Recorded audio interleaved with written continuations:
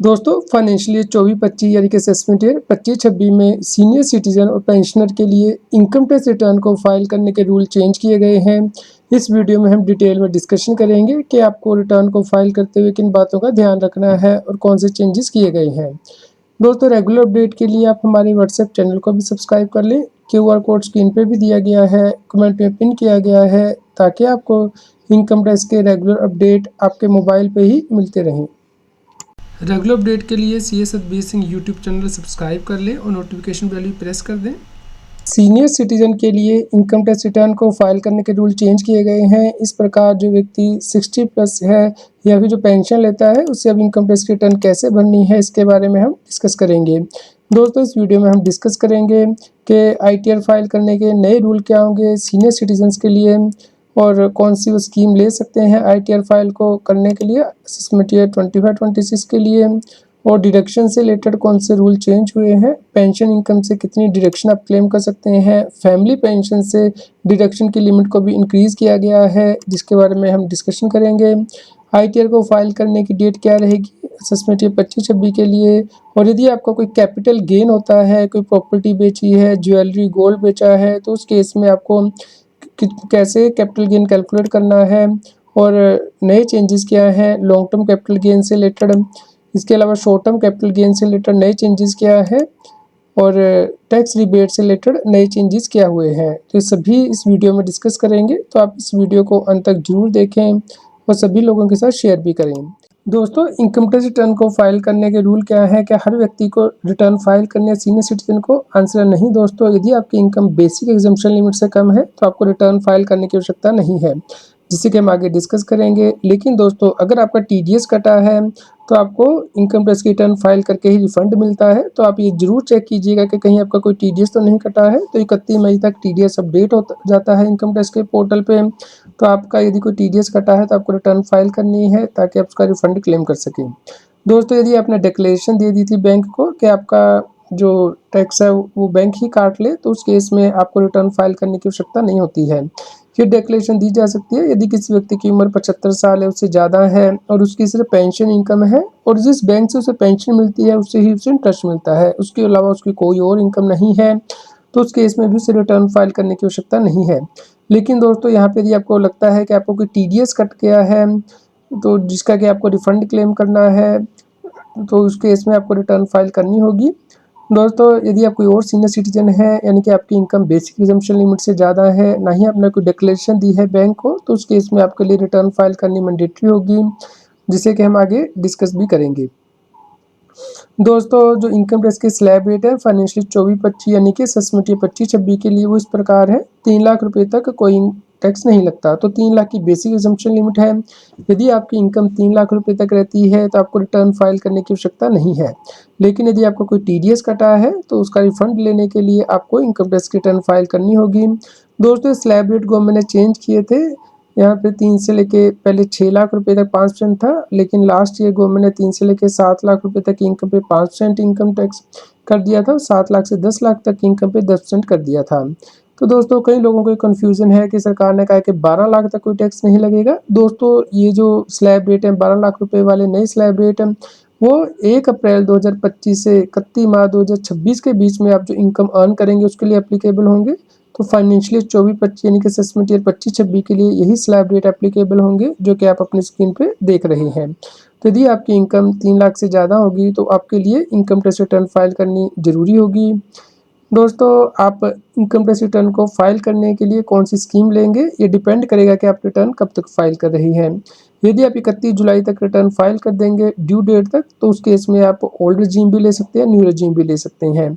लेकिन यदि आप 31 जुलाई के बाद फाइल करेंगे रिटर्न, जिसे कि हम बिलेटेड रिटर्न कहते हैं, तो उस केस में आप सिर्फ नई रजीम के अकॉर्डिंग रिटर्न फाइल कर पाएंगे, आप ओल्ड रजीम नहीं ले पाएंगे, यानी कि जो डिडक्शन मिलती हैं LIC की, मेडिकल इंश्योरेंस एक्स्ट्रा की, वो आपको नहीं मिलेंगी। तो सरकार के द्वारा पेंशन इनकम से जो डिडक्शन है वो उसकी लिमिट बढ़ा दी थी, तो यदि आप ओल्ड रजीम लेंगे यानी कि पुरानी रजीम लेंगे तो आपको सिर्फ 50,000 रुपये की ही डिडक्शन मिलेगी जो भी आपकी पेंशन इनकम होगी। लेकिन यदि आप नई रजीम को ऑप्ट करेंगे तो उस केस में 75,000 रुपये की आपको डिडक्शन मिलेगी पेंशन इनकम से। भले ही आप रेजिडेंट सीनियर सिटीजन है या फिर नॉन रेजिडेंट है, तो दोनों ही केस में ये रूल एप्लीकेबल होगा। दोस्तों चलिए हम इसे एग्जाम्पल के साथ समझ लेते हैं। मान लीजिए आपकी इनकम है 7,50,000 रुपया पेंशन इनकम, तो आप ओल्ड रजीम लेंगे तो आपको 4,000 की ही डिडक्शन मिलेगी। लेकिन यदि आप नई रजीम ऑप्ट कर लेंगे तो 75,000 रुपये की आपको स्टैंडर्ड डिडक्शन मिलेगी पेंशन इनकम से। तो यहाँ पे नई रजीम में स्लैब रेट भी के अकॉर्डिंग जो टैक्स रेट है वो भी कम है, तो यहाँ पे ज़्यादातर लोग नई रजीम ही ऑप्ट करते हैं, ये आपको बाय डिफ़ॉल्ट मिलती है। यदि आप ओल्ड रजीम लेना चाहते हैं तो आपको इनकम टैक्स रिटर्न में से ऑप्शन ऑप्ट करना होगा कि आप पुरानी रजीम के अकॉर्डिंग रिटर्न फाइल करना चाहते हैं। दोस्तों ये भी भले ही आप सीनियर सिटीजन है, रेजिडेंट या फिर नॉन रेजिडेंट, तो दोनों केसेस में एप्लीकेबल होगी ये डिडक्शन। दोस्तों फैमिली पेंशन के केस में भी सरकार ने डिडक्शन की लिमिट को इंक्रीज़ किया था। तो यदि आप ओल्ड रजीम लेंगे तो उस केस में कोई चेंज नहीं किया गया था, यानी कि फैमिली पेंशन का 33.33% या फिर 15,000 रुपया विच इज लेस इसकी डिडक्शन मिलती है। लेकिन यदि आप नई रजीम ऑप्ट करेंगे तो उस केस में 25,000 रुपये तक की आपको स्टैंडर्ड डिडक्शन मिल सकती है। तो भले ही व्यक्ति सीनियर सिटीजन रेजिडेंट है या नॉन रेजिडेंट है, उसे ये डिडक्शन मिलेंगी। दोस्तों इसे भी हम एग्जाम्पल के साथ डिस्कस करेंगे। फैमिली पेंशन मान लीजिए किसी व्यक्ति की 1,50,000 रुपया है, यानी कि जब फैमिली मेम्बर की डेथ हो जाती है तो उसके फैमिली मेम्बर को उसके बाद जो पेंशन मिलती है उसे फैमिली पेंशन कहते हैं, जो कि इनकम फ्रॉम अदर सोर्स में दिखानी होती है। तो यदि आप पुरानी रजीम लेंगे तो आपको मैक्सिमम डिडक्शन जो 33.33% यानी कि इसका आप करेंगे 1,50,000 का तो 50,000 रुपया बनेगा, या फिर 15,000 तो 15,000 की आपको मैक्सिमम डिडक्शन मिलेगी और 1,35,000 के ऊपर आपको टैक्स देना होगा। लेकिन यदि आप नई रजीम ले लेंगे तो यहाँ पे 25,000 की आपको स्टैंडर्ड डिडक्शन मिलेगी। 1,50,000 में से 25,000 लेस करेंगे तो 1,25,000 के ऊपर ही आपको टैक्स देना होगा। तो यहाँ पे भी नई रजीम बेनिफिशियल है। डिस्कस कर लेते हैं कि इनकम टैक्स रिटर्न को फाइल करने की डेट क्या होगी। दोस्तों 31 जुलाई 2025 होगी। यदि आपका कोई टैक्स ऑडिट नहीं होता, यानी कि आप कोई टर्नओवर नहीं करते बिजनेस की, तो आप ओल्ड रजीम या फिर न्यू रजीम ले सकते हैं। लेकिन दोस्तों अगर आप टैक्स ऑडिट का केस है, यानी कि जहाँ पे कि आपकी टर्नओवर मान लीजिए 1 करोड़ से ज़्यादा होगी, अब बिजनेस की आप प्रेजम्पटिव स्कीम नहीं ले रहे हैं, तो आपको 31 अक्टूबर 2025 तक रिटर्न फाइल करनी है, जिसमें कि आप ओल्ड रजीम या फिर न्यू रजीम ले सकते हैं। लेकिन यदि आपने लास्ट ईयर में ओल्ड रजीम ले ली थी तो इस साल भी आपको ओल्ड रजीम के अकॉर्डिंग रिटर्न फाइल करनी होगी, क्योंकि आप एक ही बार ऑप्ट इन कर सकते हैं नई रजीम में। तो इस बात का आप ध्यान रखें। बाय डिफ़ॉल्ट आपको नई रजीम मिलेगी। यदि आप पुरानी रजीम लेना चाहते हैं तो बिजनेसमैन को इनकम टैक्स के पोर्टल पे फॉर्म 10 IEA फाइल करना है, उसके बाद ही वो पुरानी रजीम को ले पाएगा। दोस्तों कैपिटल गेन से रिलेटेड बहुत बड़ा बदलाव सरकार ने किया था असेसमेंट ईयर 25-26 से, यानी कि यदि लिस्टेड सिक्योरिटी आप सेल करते हैं जैसे कि शेयर, म्यूचुअल फंड, तो उस केस में यदि आप उन्हें 12 महीने के अंदर सेल कर देते हैं तो उस केस में शॉर्ट टर्म कैपिटल गेन होगा, और यदि आप 12 महीने से ज़्यादा होल्ड करके अपने पास उन्हें बेचते हैं तो लॉन्ग टर्म कैपिटल गेन होगा। और यदि आप कोई और एसेट बेचते हैं जैसे कि gold, jewellery, house it extra, तो उस केस में यदि आप 24 महीने के अंदर बेच देंगे तो शॉर्ट टर्म कैपिटल गेन होगा, और अगर 24 महीने के बाद बेचेंगे तो उससे जो गेन होगा वो लॉन्ग टर्म कैपिटल गेन होगा। दोस्तों सरकार ने जो लिस्टेड इक्विटी शेयर या इक्विटी ओरिएंटेड म्यूचुअल फंड है उनकी सेल करने पे जो टैक्स के रूल है वो बदल दिए थे असेसमेंट 25-26 से। तो आपको देखना है कि अगर आपने 1 अप्रैल से 23 जुलाई के से पहले ये शेयर सेल किए हैं तो उस केस में आपको लॉन्ग टर्म कैपिटल गेन 10% देना है, और अगर आपने 23 जुलाई 2024 उसके बाद बेचे हैं तो उस केस में लॉन्ग टर्म कैपिटल गेन 12.5% होगा। दोस्तों लॉन्ग टर्म कैपिटल गेन जो है 1,25,000 से ऊपर की इनकम पे ही चार्ज किया जाएगा, क्योंकि इक्विटी शेयर के केस में सरकार ने 1,25,000 की डिडक्शन दी है। मान लीजिए आपकी जो कैपिटल गेन है शेयर से 2 लाख है, तो आपका जो टैक्स चार्ज किया जाएगा 75,000 रुपये के ऊपर ही किया जाएगा। इसमें से 1,25,000 की आपको डिडक्शन मिलेगी। ये लिमिट भी सरकार ने लास्ट ईयर ही इंक्रीज़ की थी। दोस्तों यदि आप कोई और एसेट सेल करते हैं जैसे कि गोल्ड, ज्वेलरी या हाउस, तो उस केस में अगर आप रेजिडेंट सीनियर सिटीजन हैं तो उस केस में आपके पास ये ऑप्शन अवेलेबल रहेगी कि आप इंडेक्सेशन का बेनिफिट क्लेम कर सकते हैं। लेकिन यदि आप नॉन रेजिडेंट सीनियर सिटीजन हैं, यानी कि इंडिया में नहीं रहते हैं, मान लीजिए 182 दिन से ज़्यादा, तो उस केस में आपको कोई ऑप्शन अवेलेबल नहीं है इंडेक्सेशन की। आपको सेल प्राइस में से कॉस्ट लेस करके कैपिटल गेन निकालना है और उसके ऊपर टैक्स पे करना है। दोस्तों सरकार ने टैक्स रेट में भी चेंजेस किए थे लॉन्ग टर्म कैपिटल गेन के केस में। तो यदि आप रेजिडेंट इंडिविजुअल हैं या रेजिडेंट सीनियर सिटीजन हैं तो उस केस में 1 अप्रैल से 23 जुलाई से पहले यदि आपने एसेट बेच दिया है तो उस केस में आपको 20% टैक्स पे करना है और आप इंडेक्सेशन का बेनिफिट ले सकते हैं long term capital gain tax. लेकिन यदि आपने 23 जुलाई 2024 से उसके बाद एसेट बेचा है तो उस केस में आप इंडेक्सेशन का बेनिफिट ले सकते हैं, 20% टैक्स पे कर सकते हैं, या फिर आप बिना इंडेक्सेशन लिए हुए 12.5% टैक्स पे कर सकते हैं लॉन्ग टर्म कैपिटल गेन पे। तो आपके पास ये ऑप्शन रहेगी। दोस्तों यदि आप नॉन रेजिडेंट सीनियर सिटीजन है तो आप इंडेक्सेशन का बेनिफिट नहीं ले सकते हैं। यदि आपने कोई गोल्ड प्रॉपर्टी टेक्सटाइल सेल की है और आपको 12.5% टैक्स पे करना होगा बिना किसी इंडेक्सेशन के। दोस्तों यहाँ पे हम डिस्कस करते हैं कि यदि व्यक्ति रेजिडेंट सीनियर सिटीजन है तो उस केस में वो बेसिक एग्जम्पशन लिमिट को भी सेटअप कर सकता है, जिससे कि हम एग्जाम्पल के साथ डिस्कस करेंगे। लेकिन यदि व्यक्ति नॉन रेजिडेंट सीनियर सिटीजन है तो बेसिक एग्जम्पशन लिमिट का सेटअप क्लेम नहीं कर सकता है। चलिए हम इसे एग्जाम्पल के साथ समझते हैं। मान लीजिए आपका लॉन्ग टर्म कैपिटल गेन हुआ 7,10,000 रुपये का। आप रेजिडेंट सीनियर सिटीजन है, आपकी कोई और इनकम नहीं है, तो 3 लाख तो बेसिक एग्जम्पशन लिमिट वो लेस हो जाएगी। बैलेंस जो आपका गेन आया उस पर 12.5% आपको टैक्स पे करना है और 4% एजुकेशन सेस। तो इस प्रकार आपका long term capital gain tax बन जाएगा।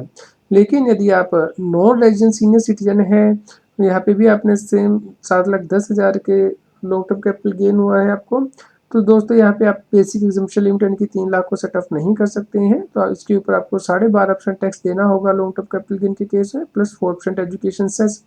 तो आप यहाँ पे देख सकते हैं कि नॉन रेजिडेंट सीनियर सिटीजन के केस में जो टैक्स रेट है वो ज़्यादा हो जाता है। दोस्तों शॉर्ट टर्म कैपिटल गेन पे टैक्स रेट क्या होंगे, इसके लिए भी सरकार ने बदलाव किए थे, जिन्हें कि आपको ध्यान में रखना है। यदि आप लिस्टेड इक्विटी शेयर या इक्विटी और इंटर म्यूचुअल फंड सेल करते हैं 23 जुलाई 2024 से पहले तो आपको 15% टैक्स देना है, और अगर आप उसके बाद सेल करते हैं तो आपको 20% टैक्स देना है।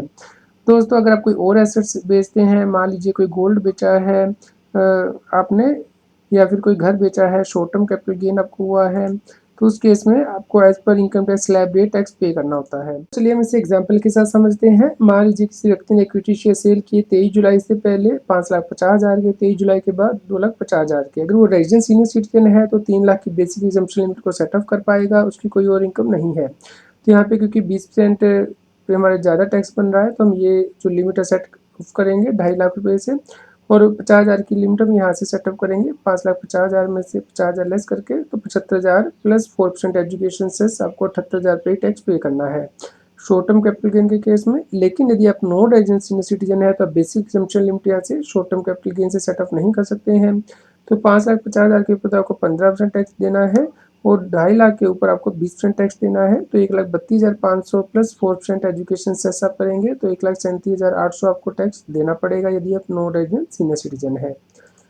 दोस्तों चलिए डिस्कस कर लेते हैं कि टैक्स रिबेट में क्या चेंज किया गया है। दोस्तों यदि आप रेजिडेंट सीनियर सिटीजन है तो उस केस में आप टैक्स रिबेट 20,000 रुपये तक की क्लेम कर पाएंगे यदि आपकी टोटल इनकम 7 लाख रुपये तक रहेगी। यदि 7 लाख से एक्सीड हो गई है तो उस केस में आपको मार्जिनल रिलीफ भी मिलेगा। लेकिन यदि आप नॉन रेजिडेंट सीनियर सिटीजन होंगे तो उस केस में आपको टैक्स रिबेट अलाउड नहीं होगी। चलिए हम इसे भी एग्जाम्पल के साथ समझ लेते हैं।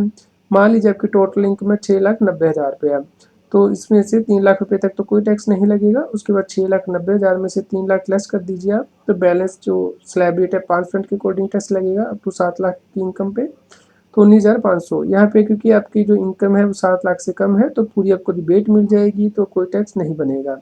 लेकिन यदि आप नॉन रेजिडेंट सीनियर सिटीजन होंगे तो उस केस में जो टैक्स बनेगा उसमें से रिबेट नहीं मिलेगी, प्लस 4% एजुकेशन सेस आपको पे करना है। तो इस प्रकार आप देख सकते हैं कि आपकी टैक्स लायबिलिटी बन जाएगी। लीव के क्या रूल होंगे रेजिडेंट और नॉन रेजिडेंट सीनियर सिटीजन के केस में, तो यहाँ पे आप देख सकते हैं कि यदि टोटल इनकम मान लीजिए 7,10,000 हो गई है तो 3 लाख तक की इनकम पे कोई टैक्स नहीं है। 3 लाख से 7 लाख तक की इनकम पे 5% और 7 लाख से ऊपर की इनकम पे 10% टैक्स है। तो हमने यहाँ पे टैक्स कैलकुलेट कर लिया है रेजिडेंट सीनियर सिटीजन का 21,000 रुपया। अब क्योंकि दोस्तों यहाँ पे जो इनकम हमारी बढ़ी है 7 लाख से सिर्फ 10,000 रुपया ही बढ़ी है, तो हमें 10,000 रुपये के ऊपर ही टैक्स देना है, बैलेंस हमारी रिबेट आ जाएगी। तो 10,000 के ऊपर 4% एजुकेशन से तो 10,400 रुपया ही रेजिडेंट सीनियर सिटीजन को टैक्स के रूप में देना है। लेकिन यहाँ पे यदि नॉन रेजिडेंट व्यक्ति है तो उसे मार्जिनल रिलीफ नहीं मिलती है, तो 21,000 का टैक्स बना, इसके ऊपर 4% एजुकेशन सेस 840 रुपया, तो 21,840 रुपये यहाँ पे नॉन रेजिडेंट सीनियर सिटीजन को पे करने होंगे। दोस्तों उम्मीद करते हैं आप इनकम टैक्स की रिटर्न को फाइल करते हुए नए रूल को जरूर ध्यान में रखेंगे। यदि आप बिजनेस भी करते हैं तो आपको जो टैक्स है वो एडवांस में पे करना होता है। यदि आपकी टैक्स लायबिलिटी 10,000 से ज़्यादा है और अगर आप बिजनेस नहीं कर रहे हैं तो आप जब रिटर्न फाइल करेंगे उस वक्त अपना सेल्फ असेसमेंट टैक्स पे कर सकते हैं। तो दोस्तों आप पहले ही डिसाइड कर लीजिए कि आपको टैक्स कब पे करना है, ताकि आपको बाद में इंटरेस्ट की लायबिलिटी ना पड़े। यदि आपको कोई क्वेश्चन हो तो आप हमें कमेंट करके ज़रूर बताएं, फिर लाइक करें और शेयर करें ताकि सभी लोगों तक ये जानकारी पहुंच पाए और वो इनकम टैक्स की कंप्लायंस कर पाएँ। इनकम टैक्स की और अधिक जानकारी के लिए आप CS Satbir Singh YouTube channel पे जाके प्लेलिस्ट में जाके टॉपिक वाइज प्लेलिस्ट देख सकते हैं कि इनकम टैक्स में कौन से नए बदलाव हो रहे हैं, जैसे कि इनकम टैक्स अपडेट के अंतर्गत या फिर डायरेक्ट टैक्स कोड के अंतर्गत। रेगुलर टैक्स अपडेट के लिए इस चैनल को सब्सक्राइब करें। आप हमें Telegram app CS Satbir Singh टैक्सिल पे ज्वाइन कर सकते हैं ताकि आप GST और इनकम टैक्स के रेगुलर अपडेट अपने मोबाइल पर ही प्राप्त कर सकें।